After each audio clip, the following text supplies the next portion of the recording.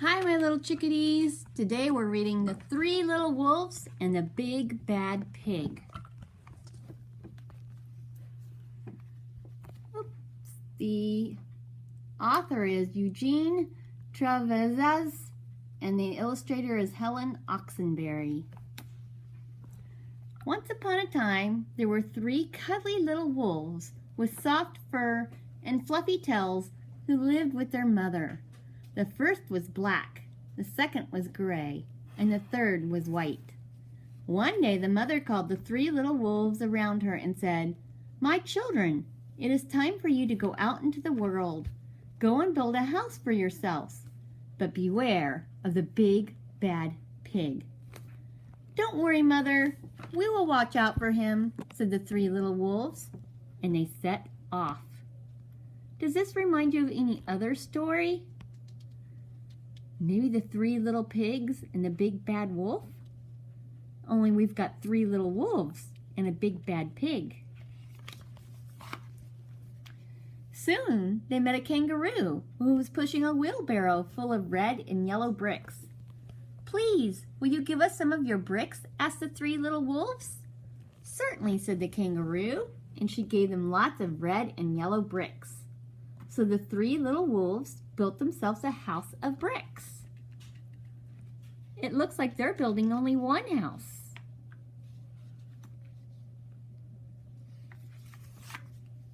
The very next day, the big bad pig came prowling down the road and saw the house of bricks that the little wolves had built. The three little wolves were playing croquet in the garden. This is croquet, where you hit balls with a mallet. When they saw the big bad pig coming, they ran inside the house and locked the door. The pig knocked on the door and grunted, little wolves, let me come in." "No, no, no," said the three little wolves. "By the hair on our chinny chin chins, we will not let you in, not for all the tea leaves in our china teapot." "Then I'll huff and I'll puff and I'll blow your house down," said the pig. So he huffed and he puffed and he puffed and he huffed, but the house didn't fall down. It still sounds a lot like that other story, doesn't it? The Three Little Pigs. Only this time, it's a big bad pig trying to blow the little wolf's house down. And because it's made out of bricks, it's not going anywhere. Uh-oh. But the pig has another idea. But the pig wasn't called big and bad for nothing. He went and fetched his sledgehammer and he knocked the house down. The three little wolves only just managed to escape before the bricks crumbled, and they were very frightened indeed. "Aw, poor wolves." "We shall have to build a stronger house," they said. Just then they saw a beaver who was mixing concrete in a concrete mixer. "Please, will you give us some of your concrete?" asked the three little wolves. "Certainly," said the beaver, and he gave them buckets and buckets full of messy, slurry concrete. So the three little wolves built themselves a house of concrete.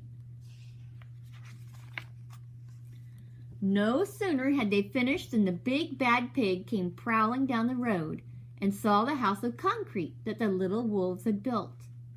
They were playing battledore and shuttlecock in the garden, and when they saw the big bad pig coming, they ran inside their house and shut the door. Look, see? This is what they're playing. The pig rang the bell and said, "Little frightened wolves, let me come in." "No, no, no," said the three little wolves. "By the hair on our chinny chin chins, we will not let you in, not for all the tea leaves in our china teapot." "Then I'll huff and I'll puff and I'll blow your house down," said the pig. So he huffed and he puffed and he puffed and he huffed, but the house didn't fall down. What do you think he's going to do next? Do you have any ideas? Let's find out. Oh no, he is big and bad. But the pig wasn't called big and bad for nothing. He went and fetched his pneumatic drill and smashed the house down. The 3 little wolves managed to escape, but their chinny-chin-chins were trembling and trembling and trembling. They were very scared. "We shall build an even stronger house," they said, because they were very determined. Just then they saw a truck coming along the road, carrying barbed wire, iron bars, armor plates, and heavy metal padlocks. "Please, will you give us some of your barbed wire, a few iron bars and armor plates, and some heavy metal padlocks?" they said to the rhinoceros who was driving the truck. "Sure," said the rhinoceros, and he gave them plenty of barbed wire, iron bars, armor plates, and heavy metal padlocks. He also gave them some plexiglass and some reinforced steel chains, because he was a generous and kind-hearted rhinoceros. So the 3 little wolves built themselves an extremely strong house. It was the strongest, securest house one could possibly imagine. They felt absolutely safe. The next day, the big bad pig came prowling along the road as usual. The 3 little wolves were playing hopscotch in the garden. When they saw the big bad pig coming, they ran inside their house, bolted the door, and locked all the 37 padlocks. The pig dialed the video entrance phone and said, "Little frightened wolves with the trembling chins, let me come in." "No, no, no," said the little wolves. "By the hair on our chinny-chin-chins, we will not let you in. Not for all the tea leaves in our china teapot." "Then I'll huff and I'll puff and I'll blow your house down," said the pig. So he huffed and he puffed and he puffed and he huffed, but the house didn't fall down. But the pig wasn't called big and bad for nothing. So what do you think he's going to do? How is he going to make this house fall down? Turn to a friend and talk about a way he could make this house fall down. Look closely. There's a hint in the picture.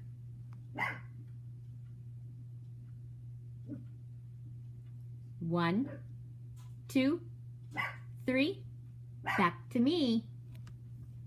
But the pig wasn't called big and bad for nothing. He brought some dynamite, laid it against the house, lit the fuse, and the house blew up. The 3 little wolves just managed to escape with their fluffy tails scorched. Those poor wolves. That pig is so mean. "Something must be wrong with our building materials," they said.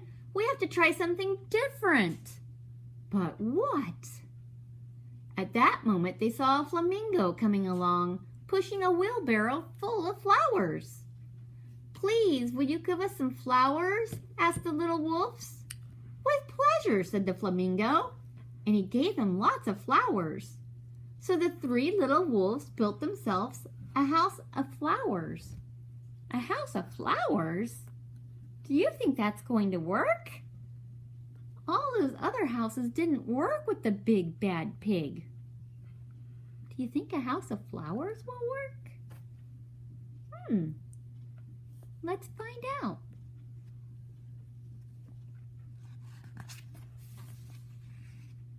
One wall was of marigolds, one of daffodils, one of pink roses, and one of cherry blossoms.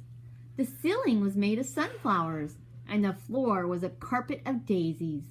They had water lilies in their bathtub and buttercups in their refrigerator. It was a rather fragile house, and it swayed in the wind, but it was very beautiful. The next day, the very bad pig came prowling down the road and saw the house of flowers that the 3 little wolves had built. He rang the bluebell at the door and said, "Little frightened wolves with the trembling chins and the scorched tails, let me come in." "No, no, no," said the 3 little wolves. "By the hair on our chinny-chin-chins, we will not let you in, not for all the tea leaves in our china teapot." "Then I'll huff and I'll puff and I'll blow your house down," said the pig. "Oh no, not out again.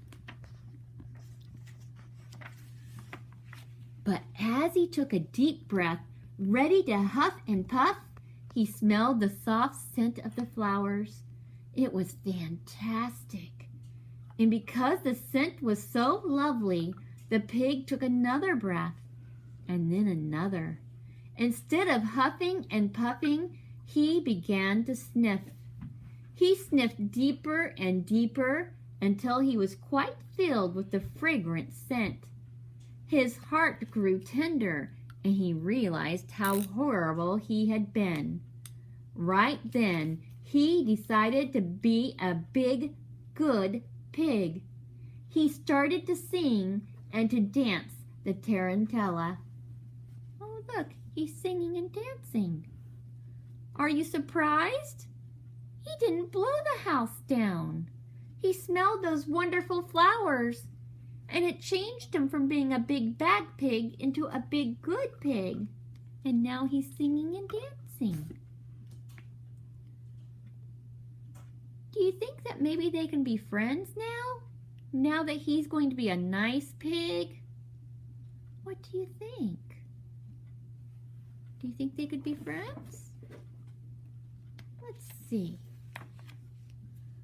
At first, the three little wolves were a bit worried. It might be a trick. But soon they realized that the pig had truly changed. So they came running out of the house. They started playing games with him. First they played Pig Pog, and then Piggy in the Middle. And when they were all tired, they invited him into the house. They offered him tea and strawberries and wolfberries and asked him to stay with them as long as he wanted. The pig accepted, and they all lived happily together ever after. Well, that's amazing, isn't it? Look, there's the pig on the back. And if we open it all the way up, here's the wolves building. And it looks like the pig is helping them. Maybe the pig just needed a friend. Maybe all that time the pig just needed a friend. And then once he smelled those flowers, he became nice, and the wolves could be friends.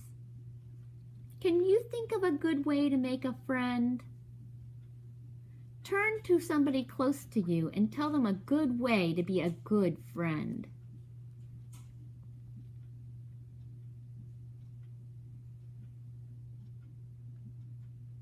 One, two, three, back to me.